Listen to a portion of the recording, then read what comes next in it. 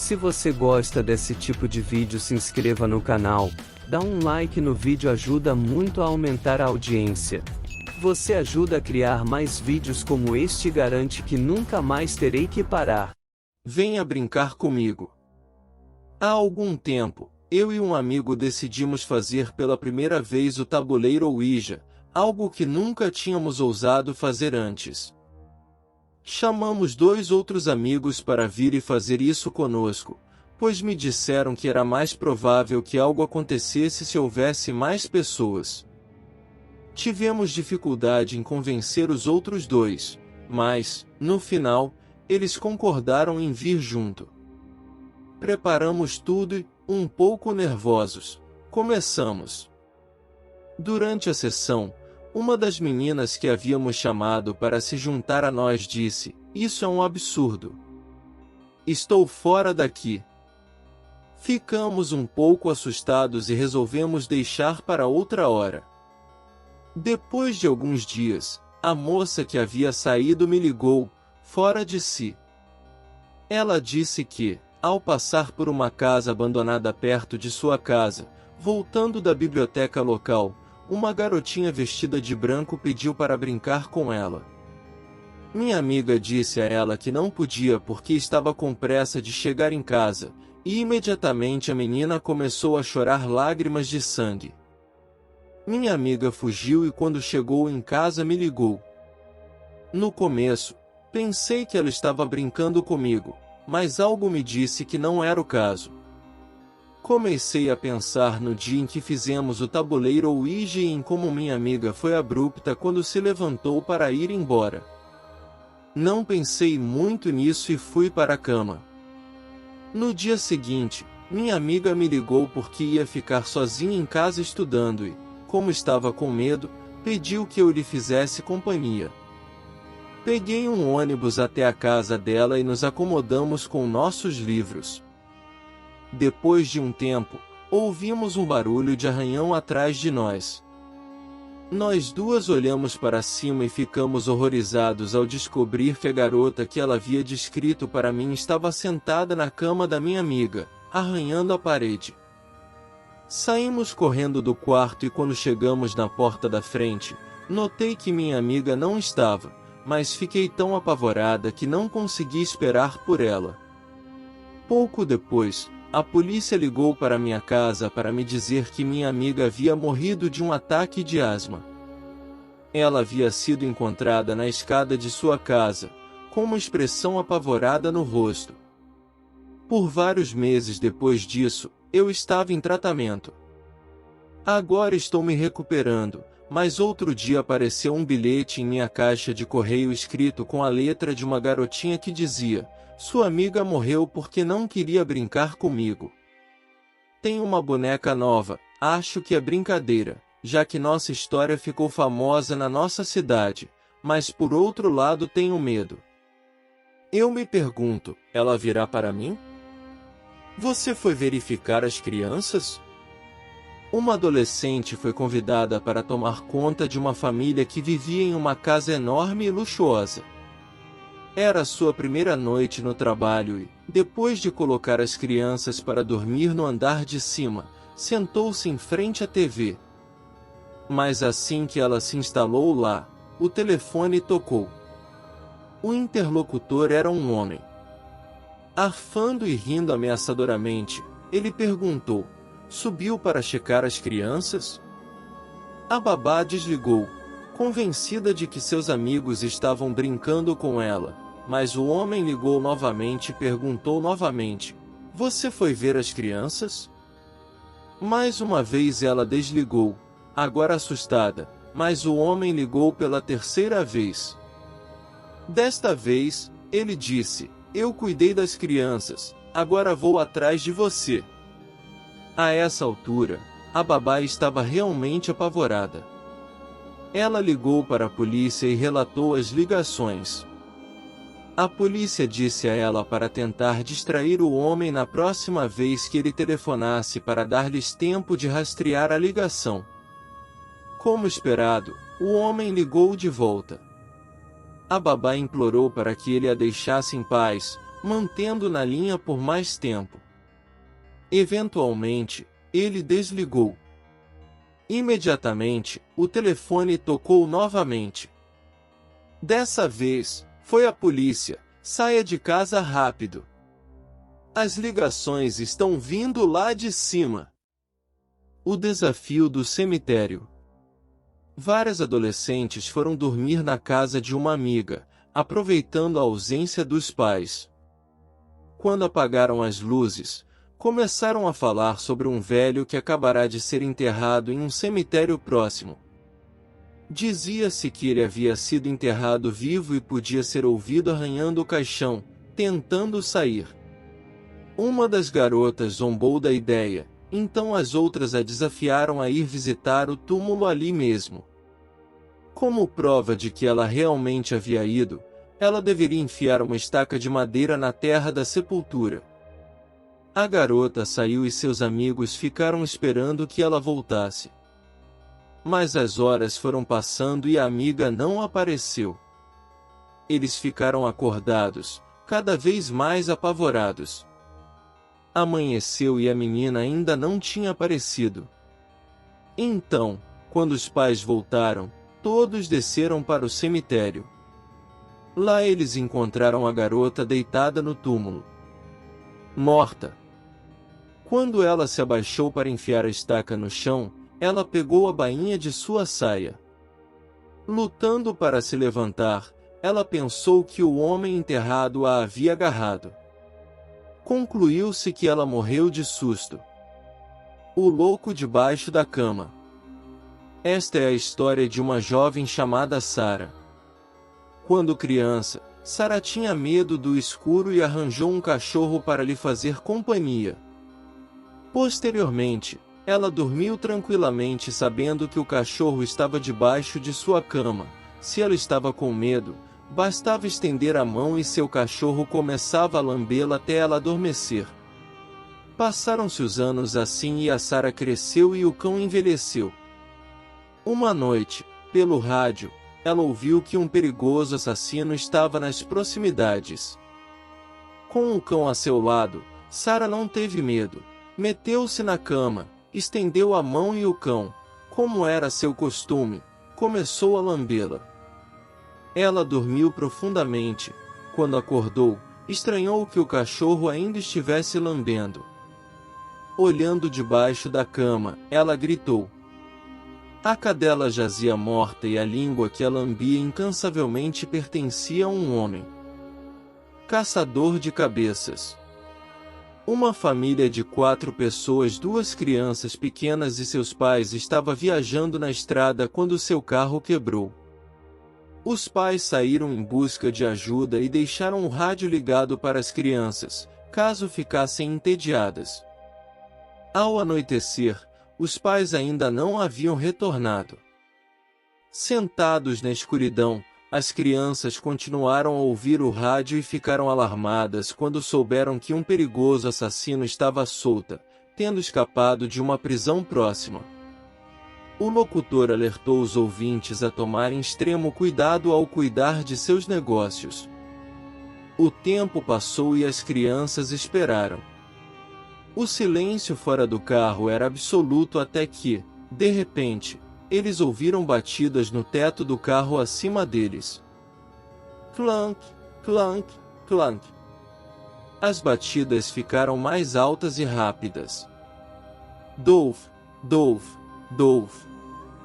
Incapazes de aguentar mais, as crianças abriram as portas do carro e fugiram apavoradas. Apenas os mais velhos ousaram se virar para ver a origem de seu medo. Em cima do carro estava um homem grande, que jogava 2 objetos na capota do veículo, as cabeças dos pais das crianças. Issei, o canibal. Em 1974, Issei Sagawa, estudante da Waco University, de 24 anos, supostamente seguiu uma alemã até sua casa em Tóquio, Japão. Invadiu seu apartamento enquanto ela dormia e tentou cortar um pedaço de carne de seu corpo para consumir. Quando ela acordou, Ela teria lutado com ele e ele foi posteriormente capturado pela polícia. De acordo com um documentário em 2012 que cobriu a história bizarra de Issei, ele foi acusado por engano de tentativa de estupro e seu pai rico pagou à vítima um acordo fora do tribunal para que as acusações fossem retiradas. 7 anos depois, em 1981, ele supostamente cometeu um assassinato na França, atirou e comeu uma colega universitária, Renée Artevelde. Issei documentou assustadoramente toda a experiência com fotografias e foi capturado pelas autoridades mais uma vez enquanto tentava despejar o resto do corpo no lago Bois de Boulogne. Ele foi deportado de volta para o Japão e internado em uma instituição mental. Por motivo desconhecido, seus psicólogos no Japão declararam que ele estava são. Além disso, um tecnicismo legal envolvendo a recusa do governo francês em entregar os documentos de seu caso significou que suas acusações de assassinato foram retiradas completamente. Ele saiu do hospital psiquiátrico e, segundo consta, anda pelas ruas como um homem livre desde então. Issei até se tornou uma celebridade controversa, escrevendo mais de 20 livros. De acordo com Japan Today, ele recentemente fantasiou sobre uma atriz de TV não identificada, dizendo: "Vou dar uma olhada em sua coxa e pensar, isso com certeza parece gostoso.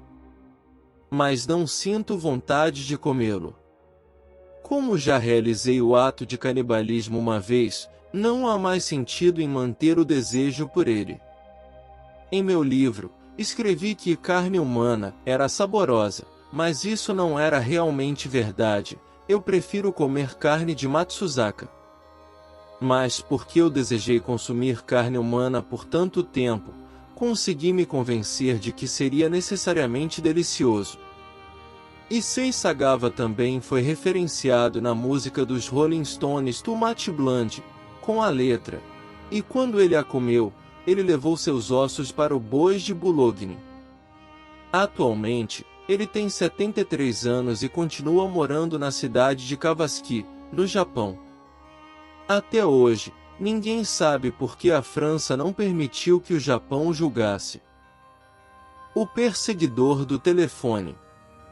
Em 2007, o noticiário da ABC documentou uma série de telefonemas para famílias com ameaças de morte terrivelmente específicas. As pessoas não identificadas sabiam exatamente o que as famílias estavam fazendo e o que vestiam. As famílias dizem que as ligações chegam a qualquer hora da noite, ameaçando matar seus filhos, seus animais de estimação e avós. Mensagens de voz chegam, reproduzindo gravações de suas conversas particulares, incluindo uma com um detetive da polícia local. A pessoa que ligou sabe, disseram as famílias, o que está vestindo e o que está fazendo. E depois de meses de investigação, a polícia parece impotente para detê-los. Isso continuou com a família Kuikenau por meses, que relatou uma ligação com uma voz áspera ameaçando cortar suas gargantas. Quando a polícia de Firkresftir, Wash, tentou encontrar o culpado, as ligações foram rastreadas até os próprios telefones dos Kuikendaus, mesmo quando estavam desligados. Ficou pior. Os Kuikendaus e duas outras famílias Firkresftir disseram à ABC News que acreditam que as pessoas que ligaram estão usando seus telefones celulares para espioná-los. Eles dizem que os hackers conhecem todos os seus movimentos, onde estão, o que estão fazendo e o que estão vestindo. As pessoas que ligaram gravaram conversas privadas, disseram às famílias e à polícia, incluindo uma reunião com um detetive local. Assassinato-suicídio em Utah. Em setembro de 2014, um adolescente de Utah voltou para sua casa e encontrou seus pais e 3 irmãos mortos. Em um caderno, uma lista de tarefas foi rabiscada nas páginas. A lista parecia como se os pais estivessem se preparando para sair de férias. Itens como alimentar os animais de estimação e encontrar alguém para cuidar deles e da casa foram escritos, relatou o The Salt Lake Tribune. Parecia assassinato-suicídio, mas não havia nota de suicídio, nenhuma indicação prévia de que eles fariam isso, nenhuma explicação. A polícia não conseguiu descobrir por que 2 pais se mataram e 3 de seus 4 filhos. Durante um ano, ninguém soube exatamente o que aconteceu com a família, ou o que levaria os pais a fazerem algo tão impensável. Em janeiro, a polícia divulgou mais detalhes arrepiantes do caso. De acordo com relatos de familiares e uma investigação da polícia, os pais foram movidos pela crença de que o apocalipse estava chegando e por uma obsessão por um assassino condenado. Amigos e familiares disseram à polícia que os pais estavam preocupados com o mal no mundo e queriam escapar de um apocalipse iminente. Mas a maioria presumiu que eles apenas queriam se mudar para algum lugar fora. Os investigadores também encontraram cartas escritas por Christy Strack para um dos assassinos condenados mais infames do estado, Dan Laferte, que foi condenado pelo esfaqueamento fatal de sua cunhada e sua filha de 1 ano em 1984. De acordo com o testemunho do julgamento, ele matou as vítimas por ordem de seu irmão, Ron Laferte, que alegou ter tido uma revelação de Deus. A história se tornou um livro chamado Under the Banner of Heaven. A polícia disse que Christy Strack se tornou amiga de Dan Laferte, e ela e o marido até o visitaram na prisão. Um exorcismo em Indianápolis. No ano passado, o Indianapolis Star publicou uma longa reportagem sobre uma família aterrorizada por 3 crianças supostamente possuídas por demônios. O relato de LaToya Mons e sua família conta histórias perturbadoras de crianças subindo pelas paredes, sendo jogadas pelos quartos e ameaçando médicos com vozes profundas e não naturais. Parece algo saído de um filme, uma obra de fantasia, exceto que todos esses relatos foram mais ou menos corroborados com quase 800 páginas de registros oficiais obtidos pelo Indianapolis Star e relatados em mais de uma dúzia de entrevistas com a polícia, funcionários da DCS, psicólogos, familiares e um padre católico. Uma das seções mais arrepiantes do relatório inclui um segmento sobre o menino de 9 anos possuído. De acordo com o relatório DCS original de Washington, um relato corroborado por Walker, a enfermeira, o menino de 9 anos tinha um sorriso estranho e caminhou de costas por uma parede até o teto. Ele então capotou Campbell, caindo de pé. Ele nunca soltou a mão de sua avó.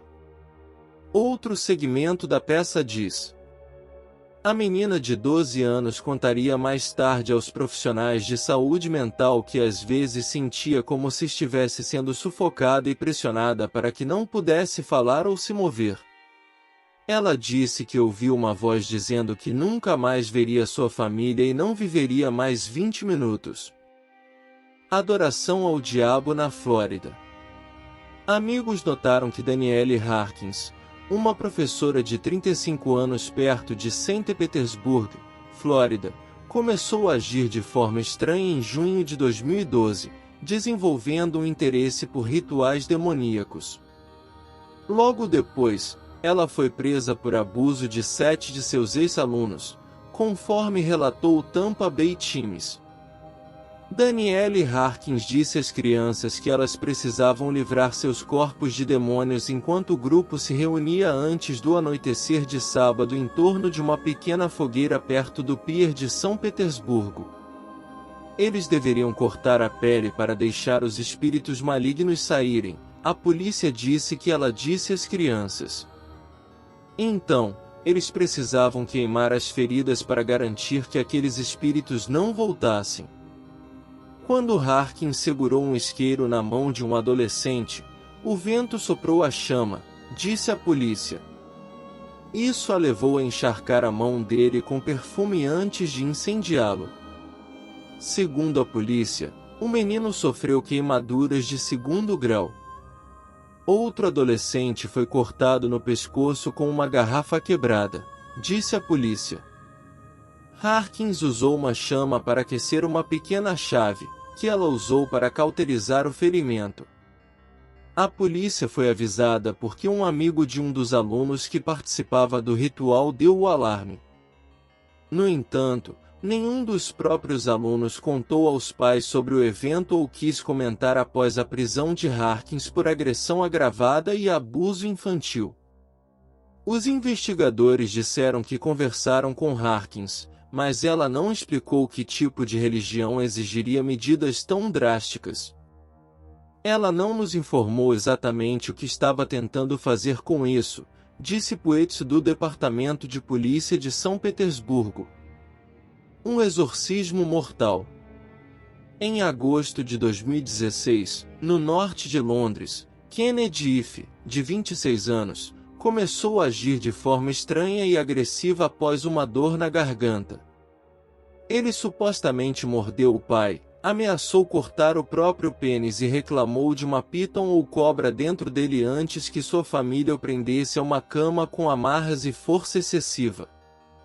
A família então começou a tentar curar Kennedy por meio de contenção e oração nos 3 dias seguintes, disseram ao tribunal. Seu irmão, Colin Ife, disse à polícia.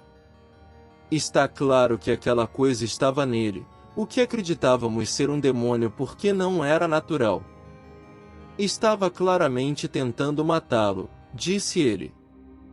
Tivemos que contê-lo sozinho. Ficou claro que se não o contivermos, ele poderia ter tentado ferir pessoas da nossa família.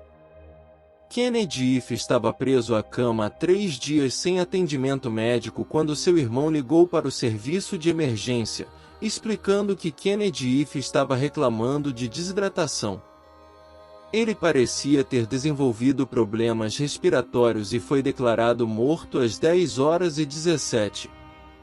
Enquanto a polícia estava na casa, Colin Ife supostamente realizou uma tentativa de ressurreição cantando e orando pelo Sr. Ife. Todos os 7 membros da família de Kennedy Ife foram acusados de homicídio culposo, cárcere privado e causar ou permitir a morte de um adulto vulnerável. Um exame pós-mortem revelou mais de 60 ferimentos, incluindo uma possível mordida no corpo de Kennedy Ife, e seu pai, Kenneth Ife, junto com 4 de seus irmãos, também sofreram ferimentos.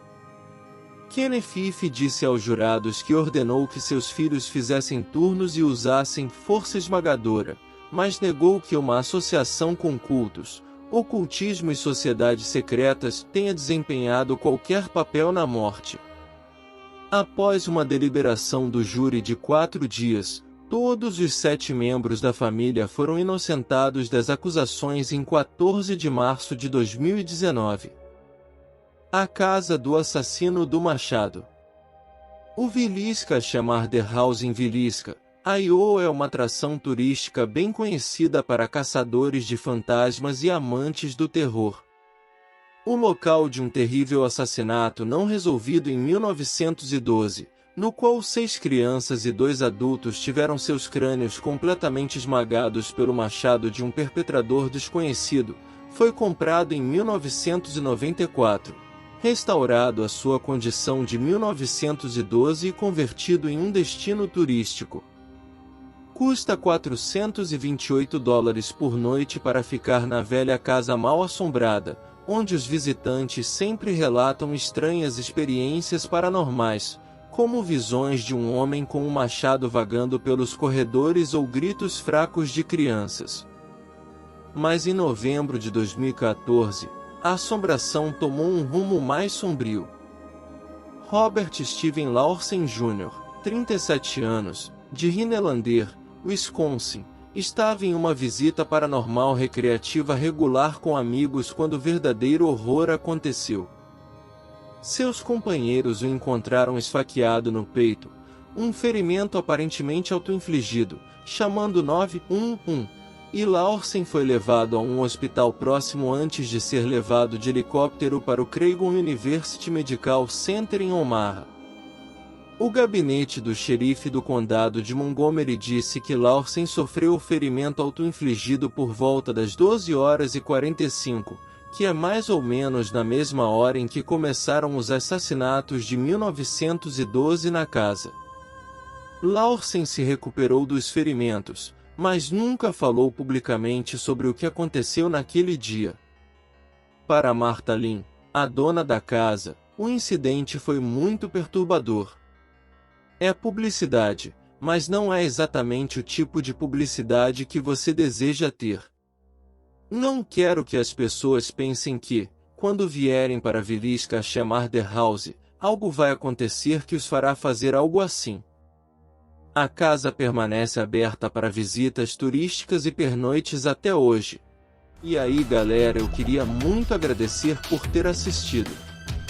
Se você chegou até aqui e gostaram do vídeo, sinta-se à vontade para deixar seu feedback nos comentários. Curta, compartilhe e inscreva-se se você gosta desse tipo de história. Se você tem uma história pessoal que você gostaria de enviar, mande pelo e-mail na descrição do vídeo. Muito obrigado pessoal por ter assistido e espero que vocês tenham uma ótima vida.